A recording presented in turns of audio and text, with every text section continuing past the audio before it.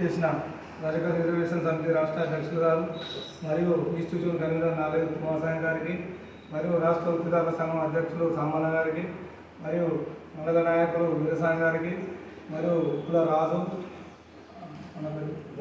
ధర్మసాగర్ మండల అధ్యక్షులు దుర్గన్న గారికి మరియు వంగనాబాద్ రవి గారికి రమేష్ గారికి అందరికీ ధన్యవాదాలు తెలియజేస్తూ మరి మా యొక్క విన్నపం మీద ఈరోజు నర్సపేట పట్టణంలో మన మిత్రులు రజక సంఘం నాయకులు పుట్టపక్క కుమారస్వామి గారు మరణించినందున వారి కుటుంబాన్ని పరామర్శించేందుకు మా కోరిక మేరకు వీరికి వచ్చినందుకు వీరందరికీ ప్రత్యేక ధన్యవాదాలు తెలియజేస్తున్నాను. సంగం రమేష్, వరంగల్ జిల్లా ఉమ్మడి వరంగల్ జిల్లా అధ్యక్షులు, తెలంగాణ రజక రిజర్వేషన్ సమితి.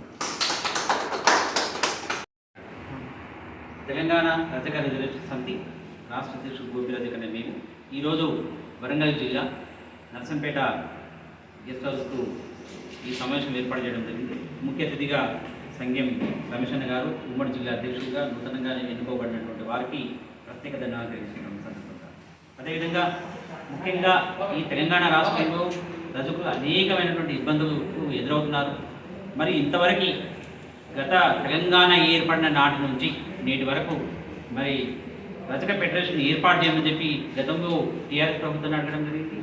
ఇప్పుడు ఉన్నటువంటి కాంగ్రెస్ ప్రభుత్వం కూడా అనేక సందర్భాల్లో మేము ప్రెస్ మీట్ పెట్టడం జరిగింది, మరి ప్రభుత్వానికి వినియోగించడం జరిగింది.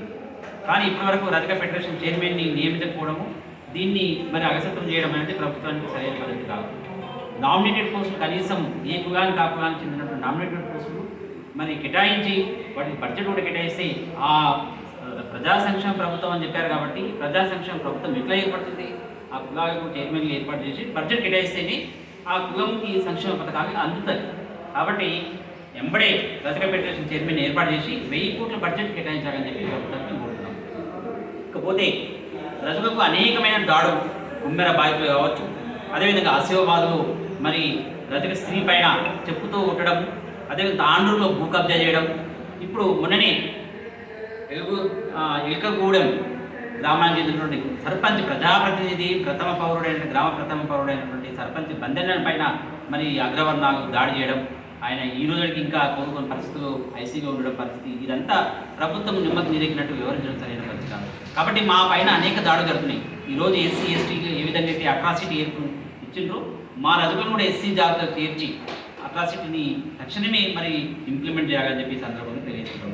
రేవంత్ రెడ్డి గారు 2016 డిసెంబర్ 26 రోజు మరి ఆయన ఎమ్మెల్యే ఉన్నప్పుడు, కొడంగల్ ఎమ్మెల్యే ఉన్నప్పుడు, టీడీపీ పార్టీ నుండి ఉన్నప్పుడు, మరి మత్స్య స్పీకర్ ఉన్నప్పుడు, మరి కేసీఆర్ గారు ముఖ్యమంత్రిగా ఉన్నప్పుడు రజకుల సంక్షేమంతో పాటు రజకులను ఎస్సీ జాబితా చేర్చాలని చెప్పి చెప్పడం జరిగింది.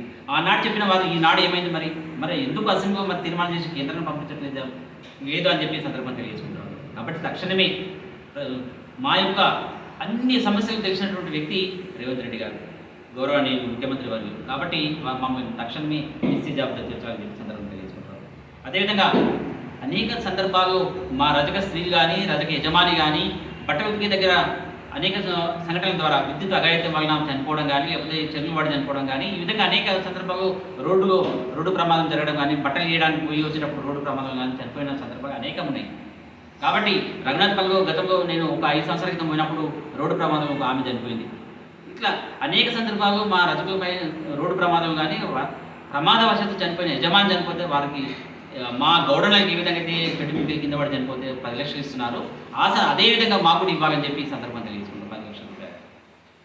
మరి కేసీఆర్ ప్రభుత్వం గారు 140 మున్సిపాలిటీలకు అధునాతనమైన దోబీ ఘాట్లు ఏర్పాటు చేస్తామని చెప్పి ఒక్కొక్క మున్సిపాలిటీకి 2 కోట్ల రూపాయలు కేటాయించారు, అంటే 282 కోట్లు కేటాయించారు. మరి ఆ బడ్జెట్ ఎటువంటిదో మరి ఈ ప్రభుత్వం తెలియజేయాలి.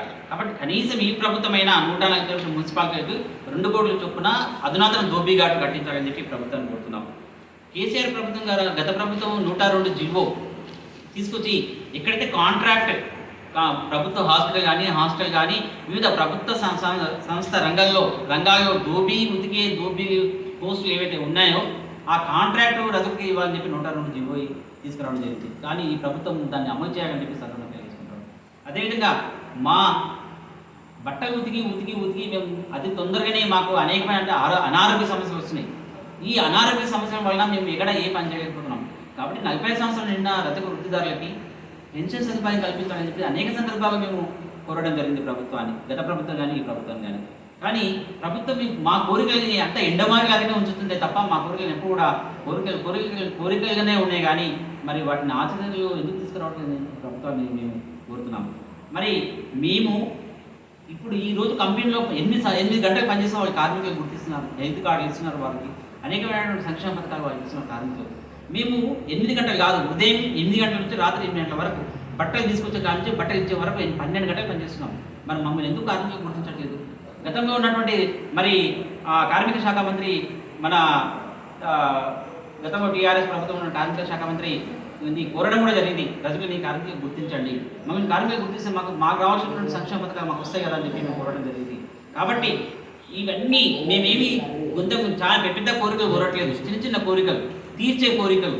కాబట్టి తీర్చే కోరికని మేము కోరుతున్నాం. కాబట్టి ప్రభుత్వం మా తీర్చే కోరికలని మా సంక్షేమం కోసం నిజంగా మీరు చిత్తశుద్ధి మేము చేయాలి, రజకుల సంక్షేమం కోసం మా ప్రభుత్వం ఉంది అని అనుకుంటే మాత్రం తప్పకుండా ఈ విషయాలన్నీ మరి పరిగణన తీసుకొని మాకు రానున్న రోజుల్లో మంచి భవిష్యత్తుని ఇస్తారని చెప్పి రేవంత్ రెడ్డి గారు ప్రజా సంక్షేమ ప్రభుత్వాన్ని నెలకొల్పే దిశలో రజకులు కూడా పెద్దపీట వేస్తారని చెప్పి తెలియజేసుకుంటూ మరి ఏర్పాటు చేసినటువంటి ముఖ్య నాయకులందరికీ ప్రత్యేక ధన్యవాదాలు.